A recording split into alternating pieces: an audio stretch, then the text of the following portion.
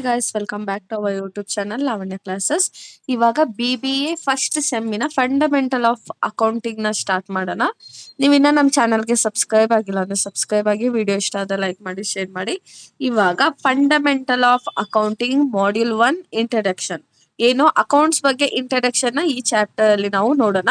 ಮತ್ತೆ ಇದು ತುಂಬಾ ಈಸಿ ಇದೆ. 14 ಮಾರ್ಕ್ಸ್ ಮತ್ತೆ 8 ಮಾರ್ಕ್ಸ್ ಗೆ ಪಕ್ಕಾ ಒಂದು ಕ್ವಶನ್ ಕೇಳ್ತಾರೆ.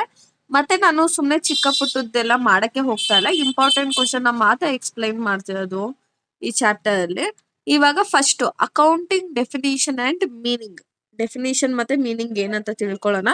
ಫಸ್ಟ್ ಅಕೌಂಟಿಂಗ್ ಅಂದ್ರೆ ಏನು, ನೀವೆಲ್ಲ 12th ಅಲ್ಲೇ ನೋಡಿರ್ತೀರ ಅನ್ಸುತ್ತೆ, PUC-ಲೇ. Accounting is a process of recording, classifying, summarizing and analyzing the financial transaction of business to know profit, loss and financial position. ಅಂದ್ರೆ ಇವಾಗ ಅಕೌಂಟ್ಸ್ ಅಂದ್ರೆ ಏನಂದ್ರೆ ಒಂದು ಪ್ರಾಪರ್ ಆಗಿ ಒಂದು ರೆಕಾರ್ಡ್ ನ ಮೇಂಟೈನ್ ಮಾಡೋದು. ಅಂದ್ರೆ ಎಷ್ಟು ಬಂದಿದೆ, ಎಷ್ಟು ಹೋಗಿದೆ, ಏನ್ ಬಂದಿದೆ ಹೋಗಿದೆ, ಎಷ್ಟು ಮನಿ ಬಂದಿದೆ, ಎಷ್ಟು ಮನಿ ಹೋಗಿದೆ ಅಂತ ನಾವಿಲ್ಲಿ ನೋಡ್ತೀವಿ. ಈಗ ಅಕೌಂಟಿಂಗ್ ಪ್ರೋಸೆಸ್ ಆಫ್ ರೆಕಾರ್ಡಿಂಗ್ ಅಂತ ಹೇಳಿದ್ನಲ್ಲ, ಏನು ರೆಕಾರ್ಡಿಂಗ್ ಅಂದ್ರೆ ಇವಾಗ ನಮ್ದೊಂದು ಚಿಕ್ಕ ಫ್ಯಾಕ್ಟರಿ ತರ ಇದೆ ಅನ್ಕೊಳ್ಳಿ. ನಾನ್ ಮೀನಿಂಗ್ ಯಾಕೆ ಇಷ್ಟು ಇದಾಗಿ ಹೇಳ್ತಾ ಇದ್ದೀನಿ ಅಂದ್ರೆ, ಮೀನಿಂಗ್ ಅರ್ಥ ಆದ್ರೆ ನಿಮ್ಗೆ ಕಾನ್ಸೆಪ್ಟ್ ಈಸಿಯಾಗಿ ಚಾಪ್ಟರ್ ಅರ್ಥ ಆದಂಗೆ. ಸೊ ಇವಾಗ ರೆಕಾರ್ಡಿಂಗ್ ಅಂದ್ರೆ ಏನು, ಎಲ್ಲಾ ಟ್ರಾನ್ಸಾಕ್ಷನ್, ಈಗ ಒಂದು ಫ್ಯಾಕ್ಟರಿನಲ್ಲಿ ಇನ್ಕಮ್ ಎಷ್ಟು ಬಂದಿದೆ, ಎಕ್ಸ್ಪೆನ್ಸಸ್ ಎಷ್ಟಾಗಿದೆ, ಇಲ್ಲಾಂದ್ರೆ ನೀವೇನಾದ್ರೂ ಒಂದ್ ಪೆನ್ ತಂದಿರ್ತೀರ, ಬುಕ್ ತಗೊಬಂದಿರ್ತೀರ, ಇಲ್ಲ ಸಿಸ್ಟಮ್ ಅಲ್ಲಿ ಮೌಸ್ ಹಾಳಾಗ್ಬಿಟ್ಟಿರುತ್ತೆ. ಸೊ ಮೌಸ್, ಕೀಬೋರ್ಡ್, ಇದೇನ್ ಸ್ಟೇಷನರಿ ಐಟಮ್ಸ್ ಏನ್ ತಗೊಬಂದು ನೀವೇನ್ ಮಾಡ್ತೀರ, ರೆಕಾರ್ಡ್ ಮಾಡ್ತೀರ. ಆಮೇಲೆ ಕ್ಲಾಸಿಫೈಯಿಂಗ್, ಏನ್ ಕ್ಲಾಸಿಫೈ ಮಾಡ್ತೀರ ಅಂದ್ರೆ, ಈಗ ಇನ್ಕಮ್ನೇ ಒಂದ್ ಕಡೆ, ಎಕ್ಸ್ಪೆನ್ಸಸ್ನೇ ಒಂದ್ ಕಡೆ ಬರುವಂತದ್ದು. ಈಗ ನೋಡಿ, ಇನ್ಕಮ್ ಎಕ್ಸ್ಪೆನ್ಸಸ್ ಎಲ್ಲ ಒಂದೇ ಕಡೆ ತುಂಬಿಟ್ರೆ ನಿಮ್ಗೆ ಹೆಂಗ್ ಗೊತ್ತಾಗುತ್ತೆ ಯಾವ್ದು ಇನ್ಕಮ್ ಯಾವ್ದು ಎಕ್ಸ್ಪೆನ್ಸಸ್ ಅಂತ. ಸೊ ಅದಕ್ಕೇನೆ ಇವಾಗ ರೆಂಟ್ ಪೇ ಮಾಡೋದು, ಸ್ಯಾಲ್ರಿ ಪೇ ಮಾಡೋದು, ಆಮೇಲೆ ವಾಟರ್ ಬಿಲ್, ಇದೆಲ್ಲ ಏನಾಗುತ್ತೆ, ಎಕ್ಸ್ಪೆನ್ಸಸ್ ಆಗುತ್ತೆ. ಇವಾಗ ಯಾರೋ ಒಬ್ಬ ನಮ್ಗೆ ಇನ್ಕಮ್ ಪೇ ಮಾಡಿರ್ತಾನೆ, ಏನೋ ಕಮಿಷನ್ ಪೇ ಮಾಡಿರ್ತಾನೆ. ಸೊ ಅದೆಲ್ಲ ಏನಾಗುತ್ತೆ, ನಮ್ಗೆ ಇನ್ಕಮ್ ಆಗುತ್ತೆ. ಸೊ ಅದನ್ನ ಕ್ಲಾಸಿಫೈ ಮಾಡುವಂತದ್ದು ರೆಕಾರ್ಡಿಂಗ್ ಅಂತ. ಏನು, ಎಲ್ಲಾ ಟ್ರಾನ್ಸಾಕ್ಷನ್ ಒಂದ್ ಕಡೆ ಬರ್ದಿಡೋದು. ಕ್ಲಾಸಿಫೈಯಿಂಗ್ ಅಂತ ಗ್ರೂಪ್ ಮಾಡೋದು, ಸಿಮಿಲರ್ ಐಟಮ್, ಎಕ್ಸ್ಪೆನ್ಸಸ್ ಎಲ್ಲ ಒಂದ್ ಕಡೆ, ಇನ್ಕಮ್ ಎಲ್ಲ ಇನ್ನೊಂದ್ ಕಡೆ.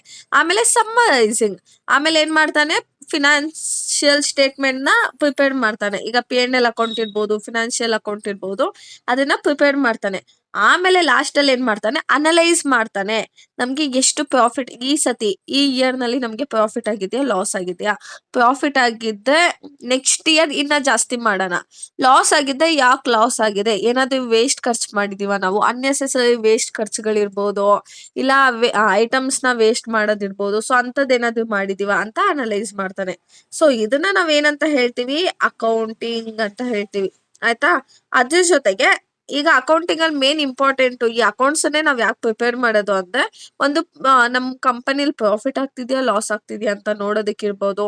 ಆಮೇಲೆ ಜಾಸ್ತಿ ಖರ್ಚಾಗ್ತಿದ್ದೆ, ಇವಾಗ ನಿಮ್ಗೆ ಗೊತ್ತಾಗುತ್ತಲ್ವಾ, ಲಾಸ್ ಆಗಿದೆ, ಯಾಕೆ ಲಾಸ್ ಆಗಿದೆ, ಜಾಸ್ತಿ ಎಕ್ಸ್ಪೆನ್ಸಸ್ ಖರ್ಚಾಗಿದೆ. ಸೊ ನೆಕ್ಸ್ಟ್ ಇಯರ್ ಏನ್ ಮಾಡ್ತೀರ ನೀವು, ಖರ್ಚನ್ನ ಕಮ್ಮಿ ಮಾಡ್ತೀರ ಅಲ್ವಾ.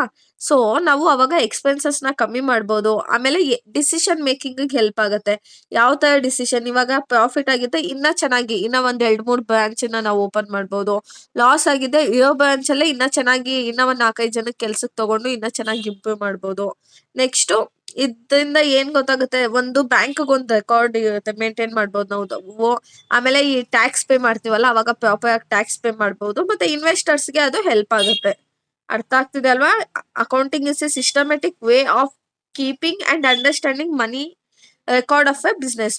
ಏನು ಬಿಸ್ನೆಸ್ ಇನ್ ರೆಕಾರ್ಡ್ ಇದೆಯೋ ಅದನ್ನ ಕ್ಲೀನ್ ಆಗಿ ಮೇಂಟೈನ್ ಮಾಡೋಂಥದ್ದು. ಇವಾಗ ಅರ್ಥ ಆಯ್ತಲ್ಲ. Recording, accounting is a process of recording, classifying, summarising and analysing financial statement of a business to know profit, loss and financial position. ಅರ್ಥ ಆಯ್ತಲ್ಲ. ಇವಾಗ ನೆಕ್ಸ್ಟ್ ನೋಡೋಣ, objectives and functions of accounting ನೋಡೋಣ. ಏನು ಆಬ್ಜೆಕ್ಟಿವ್ಸ್ ಅಂದ್ರೆ, why accounting is done, means like no like objectives ಅಂದ್ರೆ ಯಾಕೆ ಮಾಡ್ತೀವಿ ನಾವು ಅಕೌಂಟ್ಸ್ ಅನ್ನ. ಫಂಕ್ಷನ್ಸ್ ಅಂದ್ರೆ ಹೇಗೆ ಮಾಡ್ತೀವಿ ನಾವು ಅಕೌಂಟ್ಸ್ ಅನ್ನ. ಅರ್ಥ ಆಗ್ತಿದೆಯಲ್ಲ. ಆಬ್ಜೆಕ್ಟಿವ್ಸ್ ಅಂದ್ರೆ ಯಾಕೆ ಅಕೌಂಟ್ಸ್ ಅನ್ನ ಮಾಡ್ತೀವಿ. ಆಬ್ಜೆಕ್ಟಿವ್ಸ್ ಆಫ್ ಅಕೌಂಟಿಂಗ್ ಇವಾಗ ನೋಡೋಣ. ಟು ಕೀಪ್ ಸಿಸ್ಟಮೆಟಿಕ್ ರೆಕಾರ್ಡ್, ಯಾಕೆ ಮಾಡ್ತೀವಿ ದಿನ ಅಂದ್ರೆ ಸಿಸ್ಟಮೆಟಿಕ್ ರೆಕಾರ್ಡ್ ನ ಮೇಂಟೈನ್ ಮಾಡೋದಕ್ಕೆ. ಇವಾಗ ಒಂದ್ ಅಂಗಡಿಲಿ ಎಷ್ಟು ಸೇಲ್ ಆಗಿದೆ, ಅವ್ನ ಇವಾಗ ಒಂದ್ ಅಂಗಡಿ ಇರುತ್ತೆ ಅನ್ಕೊಳ್ಳಿ, ಅದ್ರಲ್ಲಿ ಏನ್ ರೆಕಾರ್ಡ್ ಮಾಡಿರ್ತಾನೆ, ಎಷ್ಟು ಸೇಲ್ ಆಗಿದೆ, ಎಷ್ಟು ಪರ್ಚೇಸ್ ಆಗಿದೆ, ಎಷ್ಟು ಎಕ್ಸ್ಪೆನ್ಸಸ್ ಆಗಿದೆ, ಇದನ್ನೆಲ್ಲ ಅಲ್ಲೇ ರೆಕಾರ್ಡ್ ಮಾಡ್ತಾನೆ. ತಲೆಯಲ್ಲಿ ಇಟ್ಕೊಂಡ್ಬಿಡು ಆಮೇಲೆ ಬರ್ಕೊಳ್ಳೋಣ ಅಂತ ಹೇಳೋದಿಲ್ಲ. Accounting keeps proper and orderly records of all financial transaction. ಅಂದ್ರೆ ಏನ್ ಮಾಡುತ್ತೆ, ಆಲ್ಡ್ ಆಗಿ ರೆಕಾರ್ಡ್ ಮಾಡುತ್ತೆ. ಯಾವ ಡೇಟ್ ಅಲ್ಲಿ ಪರ್ಚೇಸ್ ಮಾಡಿದ್ರ, ನೀವು ಸಿಕ್ಕಿದ ಡೇಟ್ ಅಲ್ಲ, ಈಗ ನಿಮ್ ತಲೆಯಲ್ಲಿ ಇರುತ್ತೆ ಅನ್ಕೊಳ್ಳಿ, ಯಾವ್ದೋ ಪರ್ಚೇಸ್ ಮಾಡಿದ್ದು ಫಸ್ಟ್ ಫಿಫ್ತ್, ಆಮೇಲೆ ಥರ್ಡ್ 1 2 10 15 ಹಿಂಗೆಲ್ಲ ಮಾಡೋ ಹೋಗಿಲ್ಲ. ಆರ್ಡರ್ ವೈಸ್ ಅಲ್ಲೇ ನೀವು ಎಷ್ಟು ಎಕ್ಸ್ಪೆನ್ಸಸ್ ಆಗಿದೆ, ಇನ್ಕಮ್ ಆಗಿದೆ ಅಂತ ರೆಕಾರ್ಡ್ ಮಾಡ್ಬೇಕು. Next point, to ascertain profit and loss. ಇದನ್ನ ಯಾಕೆ ಮಾಡ್ತೀವಿ ನಾವು ಅಕೌಂಟ್ಸ್ ಅಂದ್ರೆ ನಮ್ಮ ಕಂಪನಿಲಿ ಎಷ್ಟು ಪ್ರಾಫಿಟ್ ಆಗ್ತಿದೆ, ಎಷ್ಟು ಲಾಸ್ ಆಗ್ತಿದೆ, ನಾವೇನಾದ್ರೂ ಲಾಸ್ ಅನ್ನ ಫೇಸ್ ಮಾಡ್ತಿದೀವಾ ಅಂತ ಗೊತ್ತಾಗೋದಿಕ್ಕೆ ಅಕೌಂಟ್ಸ್ ಅನ್ನ ಮಾಡೋದು. ಈಗ ಫಾರ್ ಎಕ್ಸಾಂಪಲ್ ನಂಗೆ ಸೇಲ್ಸ್ ಆಗಿದೆ, ಎಷ್ಟು 1,00,000 rupees ಅಷ್ಟು ಸೇಲ್ ಆಗಿದೆ, ಅದರಲ್ಲಿ ನಂಗೆ ಎಕ್ಸ್ಪೆನ್ಸಸ್ 70,000 ಖರ್ಚಾಗಿದೆ. ಹಾಗಾದ್ರೆ ಪ್ರಾಫಿಟ್ ಆಗಿದೆ, ಲಾಸ್ ಆಗಿದೆಯಾ ನನ್ಗೆ? ಈಗ ನನ್ಗೆ ಸೇಲ್ ಆಗಿರೋದು 1,00,000, ಎಕ್ಸ್ಪೆನ್ಸಸ್ 70,000 ಅಂದ್ರೆ 30,000 ಏನಾಗುತ್ತೆ, ನನಗೆ ಪ್ರಾಫಿಟ್ ಆಗ್ತಾ ಇದೆ. ಸೊ ನಮ್ಗೆ ಗೊತ್ತಾಗುತ್ತೆ, ಅಕೌಂಟ್ಸ್ ಅಲ್ಲಿ ಗೊತ್ತಾಗುತ್ತೆ, ಲೈಕ್ ನಮಗೆ ಪ್ರಾಫಿಟ್ ಆಗ್ತಿದ್ಯಾ, ಲಾಸ್ ಆಗ್ತಾ ಇದೆಯಾ ಅಂತ. ಆಮೇಲೆ ಟು ನೋ ಫಿನಾನ್ಷಿಯಲ್ ಪೊಸಿಷನ್, ನಮ್ಮ ಕಂಪನಿ ಫಿನಾನ್ಷಿಯಲ್ ಪೊಸಿಷನ್ ಗೊತ್ತಾಗೋದಕ್ಕೆ ಅಕೌಂಟ್ಸ್ ಅನ್ನ ನಾವು ಮೇಂಟೈನ್ ಮಾಡ್ಬೇಕು. ಇವಾಗ ನೋಡಿ, ನಮ್ಮ ಹತ್ರ ಕ್ಯಾಶ್ ಎಷ್ಟಿದೆ, ಸ್ಟಾಕ್ ಎಷ್ಟಿದೆ, ಲೋನ್ಗಳು ಎಷ್ಟಿದೆ, ಪ್ರತಿ ಒಂದು ನಮ್ಗೆ ಅಕೌಂಟ್ಸ್ ಅಲ್ಲೇ ಗೊತ್ತಾಗುತ್ತೆ. Next point, to help in decision making. Decision making ಅಲ್ಲಿ ಹೆಲ್ಪ್ ಮಾಡುತ್ತಂತೆ. ಹೇಗೆ? Accounting provide information for business decision. ಇವಾಗ ನಿಮ್ ಪ್ರಾಫಿಟ್ ಕಮ್ಮಿ ಆಯ್ತು ಅನ್ಕೊಳ್ಳಿ, ಅವಾಗ ನೀವೇನ್ ಮಾಡ್ತೀರಾ, ಎಕ್ಸ್ಪೆನ್ಸಸ್ ಕಮ್ಮಿ ಮಾಡಿ ಸೇಲ್ಸ್ ನ ಜಾಸ್ತಿ ಮಾಡ್ತೀರಾ. ಪ್ರಾಫಿಟ್ ಜಾಸ್ತಿ ಆಯ್ತು, ನಾನು ಅವಾಗ್ಲೇ ಮೀನಿಂಗ್ ಅದಕ್ಕೆ ಹೇಳಿದ್ ನಿಮ್ಗೆ. ಮೀನಿಂಗ್ ಒಂದು ಕರೆಕ್ಟ್ ಆಗಿ ಅರ್ಥ ಆಗುತ್ತೆ, ಕಾನ್ಸೆಪ್ಟ್ ಕ್ಲೀನ್ ಆಗಿ ಅರ್ಥ ಆಗುತ್ತೆ. ಇವಾಗ ಲಾಸ್ ಆಯ್ತು ಅನ್ಕೊಳ್ಳಿ, ಲಾಸ್ ಆದ್ರೆ ಏನ್ ಮಾಡ್ತೀರಾ ನೀವು, 10 ಫ್ಯಾಕ್ಟರಿ ಇದ್ದಾಗ 2 ಫ್ಯಾಕ್ಟರಿನ ಮುಚ್ಚಿಬಿಟ್ಟು ಅಲ್ಲಿನ ಮೆಟೀರಿಯಲ್ಸ್ ಎಲ್ಲ ತಗೊಬಂದು ಇನ್ನ 8 ಫ್ಯಾಕ್ಟರಿ ಹಾಕಿ ಅವಾಗ ಓಡಿಸ್ತೀರ ನೀವು. ಅವಾಗ 2 ಫ್ಯಾಕ್ಟರಿ ಮುಚ್ಚಿದ ಅಲ್ವಾ, ಅಲ್ಲಿ ಸ್ಯಾಲ್ರಿ ಪೇ ಮಾಡೋದಿರ್ಬೋದು, ಇದೆಲ್ಲ ನಿಮ್ಗೆ ಏನೋ ಎಕ್ಸ್ಪೆನ್ಸಸ್ ಸ್ವಲ್ಪ ಕಮ್ಮಿ ಆಗುತ್ತೆ. ಇನ್ ಕೇಸ್ ಪ್ರಾಫಿಟ್ ಆದ್ರೆ ಏನ್ ಮಾಡ್ತೀರ, ಇನ್ನ ಎಕ್ಸ್ಟ್ರಾ 10 ಜೊತೆ ಇನ್ನ 5 ಫ್ಯಾಕ್ಟರಿನ ಓಪನ್ ಮಾಡಿ ಇನ್ನ 5 ಫ್ಯಾಕ್ಟರಿಗೆ ಕೆಲ್ಸದವ್ರನ್ನ ಅಪಾಯಿಂಟ್ ಮಾಡ್ಕೊಂಡು ಮಾಡ್ತೀರ. So it helps in decision making. Profit ಆದ್ರೆ ಇನ್ನ ನೀವು ಫ್ಯಾಕ್ಟರಿನ ಓಪನ್ ಮಾಡ್ತೀರ, ಲಾಸ್ ಆದ್ರೆ ಇರೋದೆಲ್ಲೂ ಮೈನಸ್ ಮಾಡ್ಕೊಂಡು ಹೋಗ್ತೀರ. Next, to prevent fraud. ಯಾವ ತರ ಫ್ರಾಡ್ ಆಗುತ್ತೆ, ನೀವು ನೋಡಿರ್ತೀರ ಅನ್ಸುತ್ತೆ, ಯಾವ್ದೋ ಒಂದು ಐಟಮ್ ಅನ್ನ 1,000 rupees ತಂದಿರ್ತಾರೆ, ಬಟ್ ಬುಕ್ಸ್ ಅಲ್ಲಿ ಬಂದು 1,500 ಅಂತ ರೆಕಾರ್ಡ್ ಮಾಡೋದು. ಸೊ ತಪ್ಪಾಗೆಲ್ಲ ರೆಕಾರ್ಡ್ ಮಾಡ್ತಾರೆ. ಸೊ ನೀವು ಅಕೌಂಟೆಂಟ್ ಎಲ್ಲ ನೋಡಿದ್ರೆ, ಅವ್ರು ಏನಾದ್ರು ಪರ್ಚೇಸ್ ಮಾಡಿದ್ರೆ ಪ್ರತಿ ಒಂದಕ್ಕೂ ಬಿಲ್ ಮೇಂಟೈನ್ ಮಾಡಿರ್ಲೇಬೇಕು, ಇನ್ವಾಯ್ಸ್ ಇಡ್ಲೇಬೇಕು ಅವ್ರ ಹತ್ರ. ಸೇಲ್ಸ್ ಇನ್ವಾಯ್ಸು, ಪರ್ಚೇಸ್ ಇನ್ವಾಯ್ಸ್ ಇಡ್ಲೇಬೇಕು, ಯಾಕಂದ್ರೆ ಅವ್ರು ಆಡಿಟರ್ ಹತ್ರ ಅದೆಲ್ಲ ತೋರಿಸ್ಲೇಬೇಕು. ಆಯ್ತಾ? To prevent fraud. ಇದರಿಂದ ಏನು ಚೀಟ್ ಮಾಡೋದಕ್ಕಾಗಲ್ಲ ನೀವು ಕಂಪ್ನಿ ಅವ್ರಿಗೆ. Next, to provide information. ಏನು, ಇದು ಅಕೌಂಟ್ಸ್ ಮಾಡೋದ್ರಿಂದ ಇನ್ಫಾರ್ಮೇಶನ್ ಕೊಡ್ಬೋದಂತೆ. ಯಾರಿಗೆಲ್ಲ ಕೊಡ್ಬೋದು? ಈಗ ಓನರ್ಗೆ. ಇವಾಗ ನಂದೇ ಫ್ಯಾಕ್ಟ್ರಿ ಅಂದ್ರೆ ನನಗೆ ಗೊತ್ತಾಗುತ್ತಲ್ವಾ ಎಷ್ಟು ಪ್ರಾಫಿಟ್ ಇದೆ, ಎಷ್ಟು ಲಾಸ್ ಇದೆ ಅಂತ. ಆಮೇಲೆ ಬ್ಯಾಂಕ್ಗೆ ಇನ್ಫಾರ್ಮೇಶನ್ ಹೋಗುತ್ತೆ, ಯಾಕಂದ್ರೆ ನನ್ನ ಕಂಪನಿ ಪ್ರಾಫಿಟ್ ಅಲ್ಲಿ ಇದ್ದರೆ ಮಾತ್ರ ಬ್ಯಾಂಕ್ ಅವ್ರು ನನಗೆ ಲೋನ್ ಕೊಡೋದು, ಇಲ್ಲ ಅಂದ್ರೆ ಕೊಡಲ್ಲ. ನೆಕ್ಸ್ಟ್, ಇನ್ವೆಸ್ಟರ್ ಏನೋ ನಮ್ಮ ಕಂಪನಿ ಪ್ರಾಫಿಟ್ ಅಲ್ಲಿ ಓಡ್ತಿದ್ದ ಮಾತ್ರ ಅವನು ಇನ್ವೆಸ್ಟ್ ಮಾಡ್ತಾನೆ, ಲಾಸ್ ಅಲ್ಲಿ ಓಡ್ತಿದ್ದ ಇನ್ವೆಸ್ಟ್ ಮಾಡ್ತಾನ? ಇಲ್ಲ. ಸೊ ಅವನ್ಗೆ. ನೆಕ್ಸ್ಟ್, ಗವರ್ನಮೆಂಟ್ಗೆ ಯಾಕೆ ಅಂದ್ರೆ ಟ್ಯಾಕ್ಸ್ ಪೇ ಮಾಡ್ತೀವಲ್ವಾ, ಸೊ ಪ್ರಾಫಿಟ್ ಆಗಿದೆಯಾ, ಲಾಸ್ ಆಗಿದೆಯಾ ಅಂತ ಗೌರ್ಮೆಂಟ್ಗೆ ನಾವು ಇನ್ಫಾರ್ಮೇಶನ್ ಪ್ರೊವೈಡ್ ಮಾಡ್ಬೇಕು ನಮ್ಮ ಕಂಪ್ನಿ ಬಗ್ಗೆ. ಇದಿಷ್ಟು ಏನು ಆಬ್ಜೆಕ್ಟಿವ್ಸ್. ಅರ್ಥ ಆಯ್ತಲ್ಲ? ಫಸ್ಟ್ ಸಿಸ್ಟಮೆಟಿಕ್ ಆಗಿ ರೆಕಾರ್ಡ್ ನ ಮೇಂಟೈನ್ ಮಾಡ್ಬೇಕು, ಆಮೇಲೆ ಪ್ರಾಫಿಟ್ ಲಾಸ್ ಅಂತ ನಮಗೆ ಗೊತ್ತಾಗ್ಬೇಕು, ಅವಾಗ ನಮ್ಗೆ ಫಿನಾನ್ಷಿಯಲ್ ಪೊಸಿಷನ್ ಏನಂತ ಗೊತ್ತಾಗುತ್ತೆ, ಅವಾಗ ಬಿಸ್ನೆಸ್ ಬಗ್ಗೆ ಡಿಸಿಷನ್ ತಗೋಬಹುದು. ಆಮೇಲೆ ಕಂಪ್ನಿಲಿ ಏನಾದ್ರು ಫ್ರಾಡ್ಗಳು ನಡೀತಿದ್ರೆ ಅದನ್ನ ಅವಾಯ್ಡ್ ಮಾಡ್ಬೋದು. ಆಮೇಲೆ ನಮ್ಮ ಕಂಪನಿ ಇನ್ಫಾರ್ಮೇಶನ್ ಓನರ್ಸ್ಗೆ, ಬ್ಯಾಂಕ್ಗೆ, ಇನ್ವೆಸ್ಟರ್ಗೆ ಮತ್ತೆ ಗೌರ್ಮೆಂಟ್ಗೆ ನಾವು ಇನ್ಫಾರ್ಮೇಶನ್ ಶೇರ್ ಮಾಡ್ಕೋಬಹುದು. ಇದಿಷ್ಟು ಆಬ್ಜೆಕ್ಟಿವ್ಸ್ ಆಯ್ತು. Next, functions of accounting. First point, recording of transaction. ಏನ್ ಮಾಡ್ತೀವಿ ನಾವು, ಅದು ಉದ್ದೇಶ ಏನು, ಯಾಕೆ ಮಾಡ್ಬೇಕು ನಾವು ರೆಕಾರ್ಡಿಂಗ್ ಆಫ್ ಟ್ರಾನ್ಸಾಕ್ಷನ್? ಎಲ್ಲಾ ಬಿಸ್ನೆಸ್ ಟ್ರಾನ್ಸಾಕ್ಷನ್ ನಾವು ಒಂದ್ ಬುಕ್ ಅಲ್ಲಿ ರೆಕಾರ್ಡ್ ಮಾಡ್ತೀವಿ. ಇವಾಗ ಪರ್ಚೇಸ್ ಮಾಡುದನ್ನು ಏನ್ ಮಾಡ್ತೀವಿ, ಪರ್ಚೇಸ್ ಅಲ್ಲಿ ರೆಕಾರ್ಡ್ ಮಾಡ್ತೀವಿ, ಸೇಲ್ ಮಾಡಿದ್ರೆ ಸೇಲ್ ಅಲ್ಲಿ ರೆಕಾರ್ಡ್ ಮಾಡ್ತೀವಿ, ಪ್ರತಿ ಒಂದು ಕೂಡ ನಾವು ರೆಕಾರ್ಡ್ ಮಾಡ್ತೀವಿ. Next, classifying the transaction. ಏನ್ ಮಾಡ್ತೀವಿ, ಟ್ರಾನ್ಸಾಕ್ಷನ್ ನ ಕ್ಲಾಸಿಫೈ ಮಾಡ್ತೀವಿ. ನಾನು ನಿಮ್ಗಂದೆ ಎಕ್ಸ್ಪೆನ್ಸಸ್ ಎಲ್ಲ ಒಂದ್ ಕಡೆ ಹಾಕೋದು, ಇನ್ಕಮ್ ಎಲ್ಲ ಒಂದ್ ಕಡೆ ಹಾಕೋದು. ಇವಾಗ ರೆಂಟ್ ಪೇ ಮಾಡ್ತಾನ, ರೆಂಟ್ ಅಕೌಂಟ್ ಅಂತ ಹಾಕ್ತಾನೆ, ಸ್ಯಾಲ್ರಿ ಪೇ ಮಾಡ್ತಾನ, ಸ್ಯಾಲ್ರಿ ಅಕೌಂಟ್ ಅಂತ ಹಾಕ್ತಾನೆ, ಪರ್ಚೇಸ್ ಮಾಡ್ತಾನ, ಪರ್ಚೇಸ್ ಅಕೌಂಟ್ ಅಂತ ಹಾಕ್ತಾನೆ. ಆಯ್ತಾ? ಅವ್ನು ಏನ್ ಮಾಡಿರ್ತಾನೋ ಅದಕ್ಕೆ ಅದನ್ನ ಹಾಕ್ತಾನೆ. ನೆಕ್ಸ್ಟ್, ಸಮರೈಸಿಂಗ್ ಅಂತ ಏನ್ ಮಾಡ್ತಾನೆ, ಫಿನಾನ್ಷಿಯಲ್ ಸ್ಟೇಟ್ಮೆಂಟ್ ನ ಪ್ರಿಪೇರ್ ಮಾಡೋದು. ಒಂದು P&L ಅಕೌಂಟ್ ಇರ್ಬೋದು, ಫಿನಾನ್ಷಿಯಲ್ ಸ್ಟೇಟ್ಮೆಂಟ್. ಸೊ ಇದನ್ನ ಪ್ರಿಪೇರ್ ಮಾಡೋದ್ರಿಂದ ಏನಾಗುತ್ತೆ, ನಮ್ ಕಂಪ್ನಿ ಪ್ರಾಫಿಟ್ ಅಲ್ಲಿ ಇದೆಯಾ, ಲಾಸ್ ಅಲ್ಲಿ ಇದೆಯಾ ಅಂತ ಗೊತ್ತಾಗುತ್ತೆ. ಟೋಟಲ್ ಪ್ರಾಫಿಟ್ ಎಷ್ಟು ನಮ್ದು ಅಂತ ನಮಗ್ ಗೊತ್ತಾಗುತ್ತೆ. ನೆಕ್ಸ್ಟ್, ಅನಲೈಸಿಂಗ್ ಫಿನಾನ್ಷಿಯಲ್ ಡೇಟಾ ಅಂದ್ರೆ ಫಿನಾನ್ಷಿಯಲ್ ಸ್ಟೇಟ್ಮೆಂಟ್ ಇಂದ ನಾವು ಈಸಿಯಾಗಿ ಸ್ಟಡಿ ಮಾಡ್ಬೋದಲ್ವಾ. Accounts help to study the financial statement. Financial statement ನೋಡಿದ ತಕ್ಷಣನೇ ನಮ್ಗೆ ಗೊತ್ತಾಗೋಗುತ್ತೆ ಪ್ರಾಫಿಟ್ ಎಷ್ಟಾಗಿದೆ, ಲಾಸ್ ಎಷ್ಟಾಗಿದೆ ಅಂತ. ಅವಾಗ ನಾವು ಅನಲೈಸ್ ಮಾಡ್ಬೋದು. ಹೋದ ವರ್ಷ ನಮ್ಗೆ 10 ಲಕ್ಷ ಪ್ರಾಫಿಟ್ ಆಗಿತ್ತು, ಇವಾಗ 5 ಲಕ್ಷ ಪ್ರಾಫಿಟ್ ಆಗಿದೆ, ಏನ್ ಮಿಸ್ಟೇಕ್ ಮಾಡಿದ್ವಿ ನಾವು ಅಂತೆಲ್ಲಾನು ನಾವು ಕ್ಲೀನ್ ಆಗಿ ಅನಲೈಸ್ ಮಾಡ್ಬೋದು. ನೆಕ್ಸ್ಟ್ ಬಂದು ಇಂಟರ್ಪ್ರಿಟಿಂಗ್ ಫಿನಾನ್ಷಿಯಲ್ ಇನ್ಫಾರ್ಮೇಶನ್.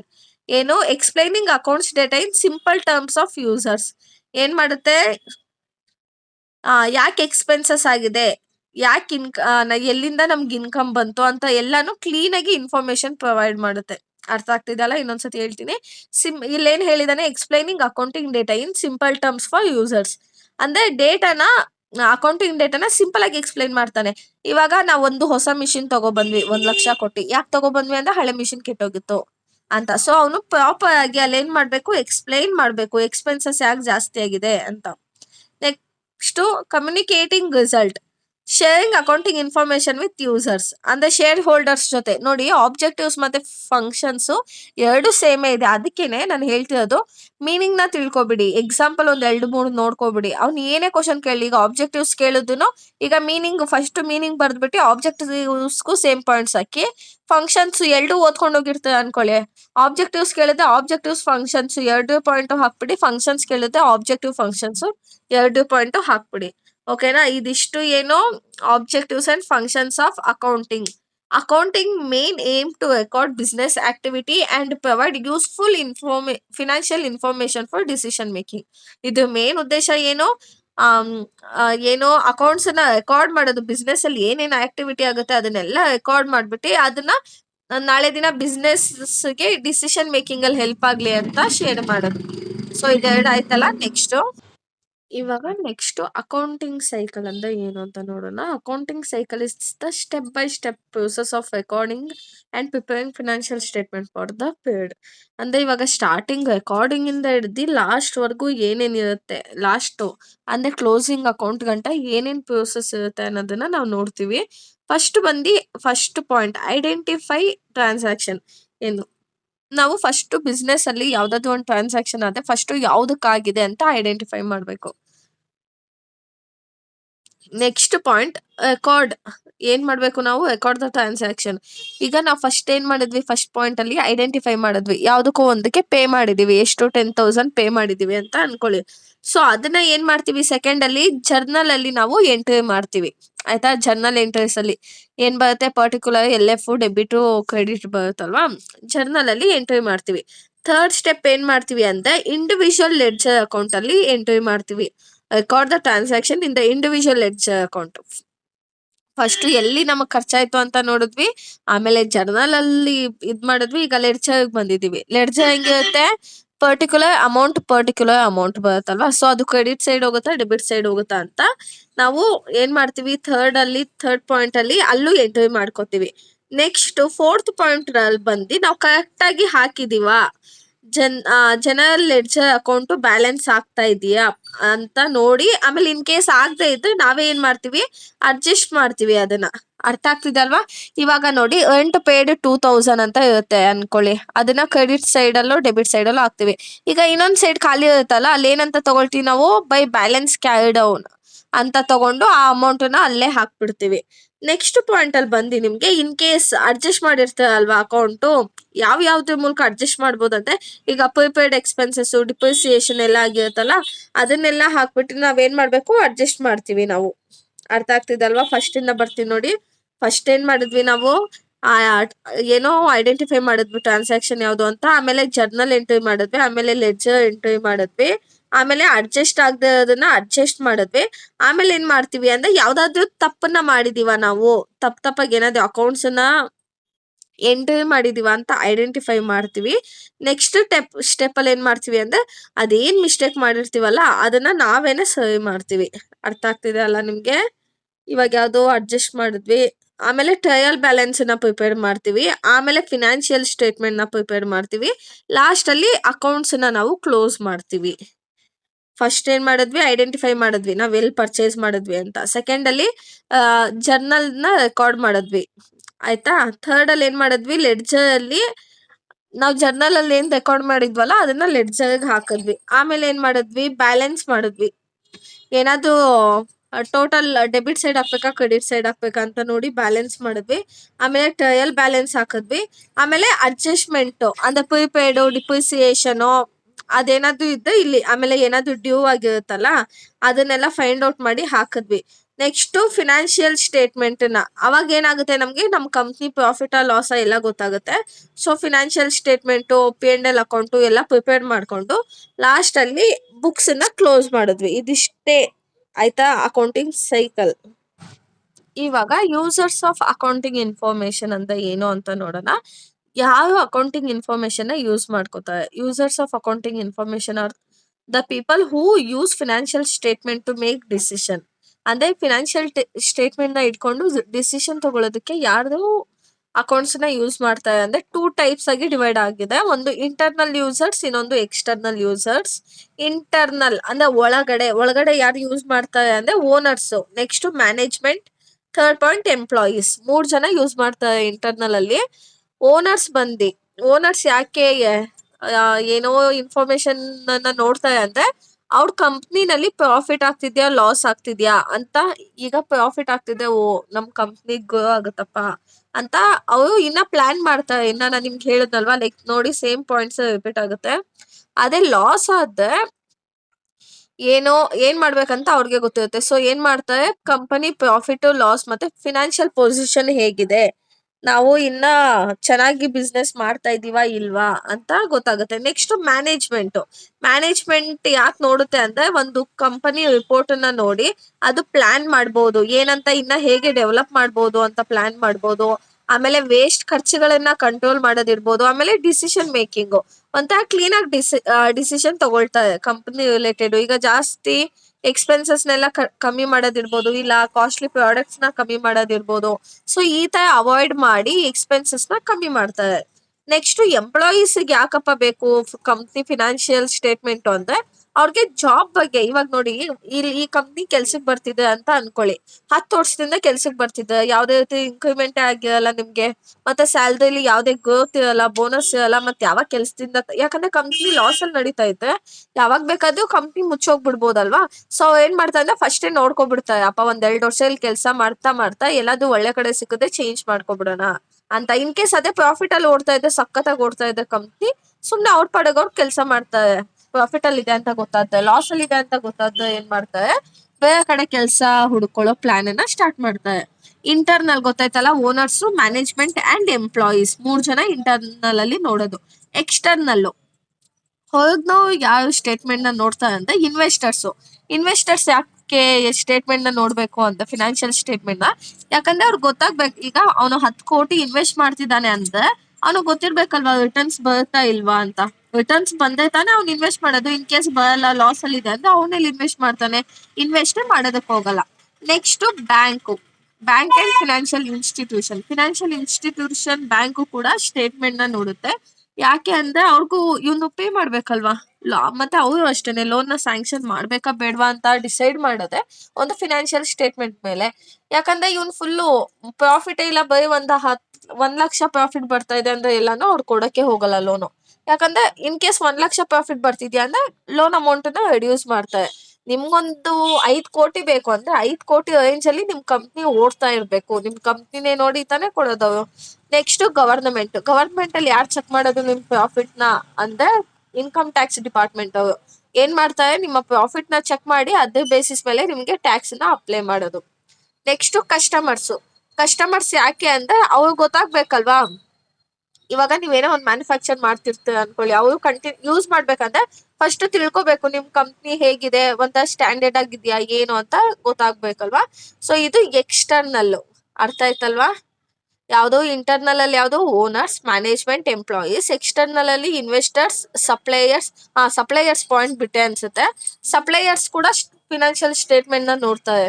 ಯಾಕೆ ಅಂದ್ರೆ ಇವಾಗ ಅವ್ನು ನಿಮ್ಗೆ ಗೂಡ್ಸ್ ಸಾಲದಲ್ಲಿ ಕೊಡೋದಲ್ವಾ ಸಪ್ಲೈಯರ್. ಇನ್ ಕೇಸ್ ನೀವು ಗೂಡ್ಸ್ ಎಲ್ಲ ತಗೊಂಡು ಆಮೇಲೆ ಫುಲ್ ಲಾಸ್ ಆಗ್ಬಿಟ್ಟು ಫ್ಯಾಕ್ಟ್ರಿ ಮುಚ್ಕೊಂಡು ಹೋಗ್ಬಿಟ್ಟು ಅವನಿಗೆ ಲಾಸ್ ಆಗುತ್ತಲ್ವಾ. ಸೊ ಅವನು ಅಷ್ಟೇನೆ ಸಪ್ಲೈ ಮಾಡೋಕ್ಕಿಂತ ಮುಂಚೆ ನಿಮ್ ಕಂಪ್ನಿ ಪ್ರಾಫಿಟ್ ಅಲ್ಲಿ ಇದೆಯಾ ಲಾಸ್ ಅಲ್ಲಿ ಇದೆಯಾ ಅಂತ ನೋಡ್ಬಿಟ್ಟೆ ಕೊಡೋದು.